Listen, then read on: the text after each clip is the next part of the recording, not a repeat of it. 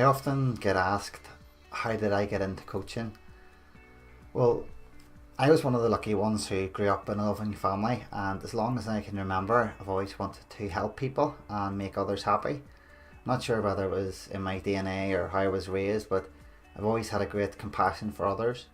One of my earliest memories is when I was 6 years old on Christmas Day, and my parents left a sack filled with toys at the end of my bed like they did every Christmas.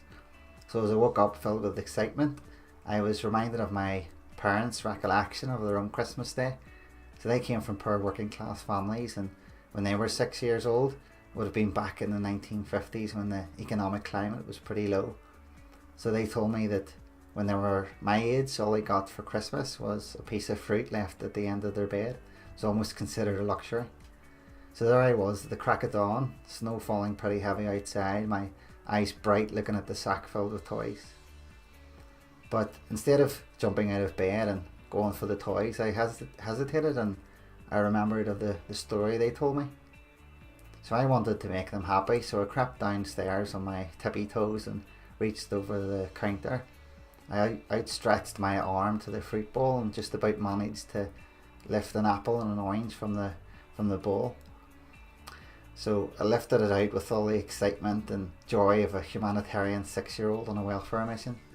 I took the apple and orange and crept back up the stairs as soft-footed and with all the stealth of a ninja turtle, and I quietly opened up the door to my parents' bedroom. So I crept in, I left the fruit at the end of their bed like they told me they used to find it on Christmas morning. Obviously feeling pretty pleased with myself for having pulled off one of the greatest secret missions of all humanity, I snuck back into my room, and when I knew my mission was complete, you guessed it, I ran over and jumped head first into the bag of toys which Santa had so joyously left me. So that's one of my earliest memories of being thoughtful and compassionate. There was plenty more like that, including the one where I put on my mother's dress over my clothes and done some headstands in a packed living room in order to make all the guests laugh. But we'll keep that story for another day. I was always filled with a sense of compassion for others, but as we all do, I discovered the world outside that loving family was a lot harsher than anyone could have ever prepared me for. So qualities that I was raised with, such as love, compassion, kindness, respect, selflessness, hope and optimism, they all seemed to be frowned upon, mocked and ridiculed as I got older. So fast forward to 22, I'm meant to be an adult, and I've become very shy and introverted and quiet. I have been through all my teenage years and will continue up until my mid-20s. I later came to realise that this stemmed from my feelings of low self-esteem and never feeling good enough, so I guess I found it hard to go from that sheltered, caring, loving family to the harsh, barbed climate of real life where I used to get bullied. So the world can harden you to a lot of things. We spend the first years of our life trying to be different and unique. Then we spend the school years trying to fit in and be accepted. Then you go full circle and you just want to feel like there's something different or unique about you instead of being one of the millions working that dull, mundane 9 to 5 lifestyle. So at 22 and most of my 20s, I always worried about people judging me and thinking bad of me. So as with so many of us, the world teaches us to become cold and distant and apathetic. Failed long-term relationships and broken friendships leads us to close ourselves off from the world and protect ourselves from the bitter pain of the fall from heights and the crash into the hard floor of reality that we all experience at times. I started kickboxing at 22 initially to improve my confidence and to learn how to defend myself.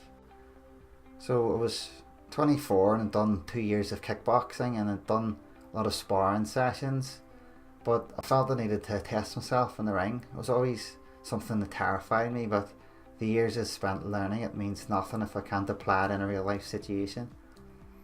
So it was time to test everything I learnt. Martial arts is a funny sport. You literally punch your friend hard in the face and it makes you like and respect each other more. It's kind of hard to find that camaraderie in normal life. So me and my friend Sam used to really get stuck into each other in class. The sensei always said bow to each other, then bow to me. So we would bow to our opponent and then the sensei, and he would shout fight to initiate the sparring and calls break to signal the end of the round. So anything in between the fight and the break is pretty much fair game, and you get to punch and kick each other in the head and do this for a full minute and a half. So it's sparred and trained 5 days a week. Went running in the forest and around the state where I used to live. I always used to have that rocky moment when I was out from a run. There's a steep hill at the end of the street where my house was. So to finish the run, I used to sprint up that hill as fast as I could, and could always tell how fit I was by the time it took me to recover my breath as I walked from the top of that hill down the street to my house after I finished sprinting up it. So the day of the fight came, I was so nervous, and I'm not naturally an aggressive person, and the nerves were real, and I was always one of the most technical kickboxers in my club because I used to mimic my sensei like his shadow, and I used to focus on every detail. You know, body was side on, right hand up covering the chin, left hand slightly out ready to snap the jab, elbows tucked in, light on my feet, bouncing on the balls of my feet, rolling the head back and forth and keeping the body moving. So my own body and my arms would be a moving target, and I was also used to distract the target as well, so simultaneously made myself a moving target, which is harder to hit, while hiding the punches and kicks that I was throwing at the opponent. I was always known for being impossible to hit, which came in handy because I once sparred a 6'4", 15 stone bouncer who was in my kickboxing club. So he couldn't find anybody to spar with, and felt a bit bad for him because he was training for a fight as well, but he had no one to spar with him. So I put the gum shield on and the gloves, pulled the shin pads up and put the feet guards, and we went at it. So I was always willing to help people out. I think that's just the kind of person that I am. Whether that's compassionate or insanity, who knows. So people always used to get frustrated because I was so fast on my feet and I was constantly moving so they couldn't hit me. So that came in handy at times like that. So they would always end up overextending their punches or their kicks and trying to catch me, which allowed me to sort of find weaknesses in their defence and open up with a hard punch or a kick to the body or to the face.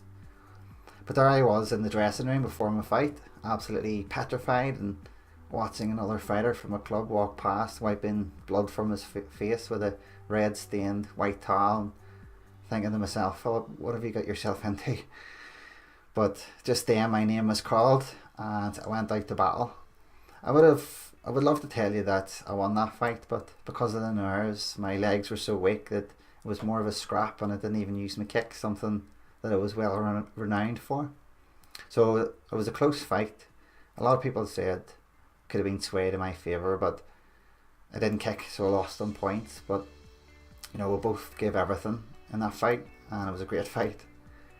So I may have lost, but you couldn't have wiped the smile off my face. It might not have been a victory winning the fight, but it's very much a personal victory. So after that fight, I was a little bit more confident, or at least not as extremely petrified would be a better word.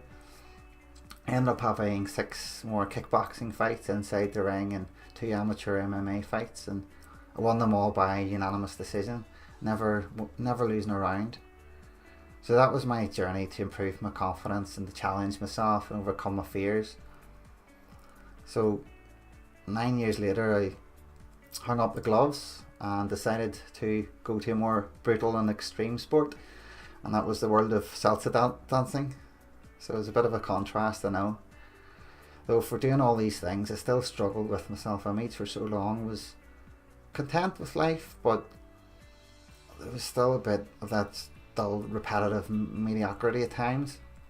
Never felt I was good enough, and as these things usually do, they ended up spilling over at times into my dating life, and sometimes those insecurities raised themselves in relationships. So my confidence improved as I got older, but the real lasting change happened when I went to a seminar. So it was actually a last minute thing. My friend said she was going and said that I would love it because she knew how much was in the personal development. So naturally I said, yes, sure, let's do it. So I turned up not knowing what to expect or who the speaker was, and to be honest, if I knew, I probably wouldn't have gone because the old me would have thought it was too hippie or spiritual.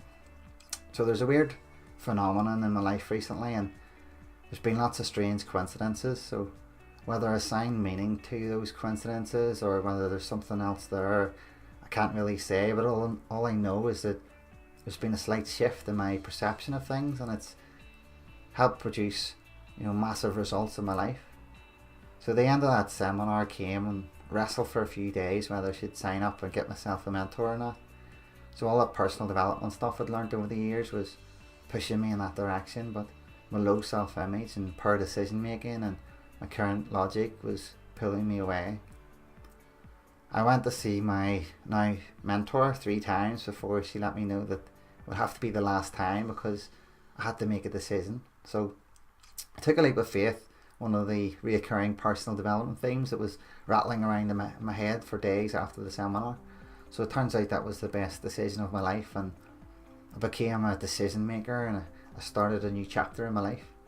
So the more I immersed myself in the material, the more my vision became clear. I had to pick a worthy goal, a massive goal. I had to sit and think about creating my ideal life and what that would involve. So I got flashbacks to my childhood memories, the joy of that 6-year-old living a loved and carefree life, doing all the things that I enjoyed doing, and doing things for others without expecting anything in return, like leaving that apple and the orange at the end of the bed for my parents on Christmas morning. So it seemed pretty obvious that my enthusiasm for personal development and my love for helping others could only mean one thing, and that was to become a mindset coach and to try and help others. So one of the techniques I was taught and that I teach myself now is that when thinking about creating your ideal life is to imagine that you have all the money in the world, literally millions coming in, and without you having to actually do anything. So I then asked myself, well, what would I want to do with my time? What's my gift that I can offer others? How could I remove the suffering of others in a world filled with suffering? A lot of business owners and life coaches I've met since then are millionaires. What they do, they don't do it for the money. They have the money, the assets, the investments and the passive income, so they don't actually have to work once they made all that money. But what they do transcends money, goes beyond mere survival or providing for their family. That takes care of itself, and they've built up their finances enough that they're now financially free and can live comfortably. So they don't do it for the money anymore. So Warren Buffett, one of the richest men on the planet, he still works to this day, and he's 88. So he's obviously not doing it for the money. He loves to work for Berkshire Hathaway. He does it because he loves it. So you see, when you eliminate money from the equation, then my perception shifts to something else. It shifts to what is a good use of my time and what do I enjoy doing. And that's the place where I operate from, and I decided to choose a new destiny. So destiny always starts with a choice. When you make choices, even if that choice is not to choose, then you're always shaping your destiny. So I love the idea of being a creator, shaping, designing and creating my life. It's empowering, and it leads to a clarity of vision and definiteness of action. So that's the path that I'm on now, and that's what I teach others. I run my own website business, a mindset coaching business of multiple books and ebooks, making me passive income around the world, mostly on Amazon, but other marketplaces like Lazada in Thailand as well. So coaching's my passion. I love helping others. It's always brought me the most happiness. That's why I've chosen that path. It's in a strange way, I think this probably applies to everyone. There's that inner child that experienced or grew up in that place of love, and that's where I find most happiness. So that's the environment I want to create for myself and others, and it's possible. I've seen it and I've experienced it, and it's achievable for everyone, and I mean everyone, like every single person. So just like I got some guidance in my own life, I want to share that guidance with others and help them get there too. So the more I learn about the mind, the more I understand that I can make an impact on the world. How big that impact is will remain to be seen in time, but what I know is that I can really impact the lives of a few individuals. So that's where I'm going to start, and that's what I'm going to continue doing.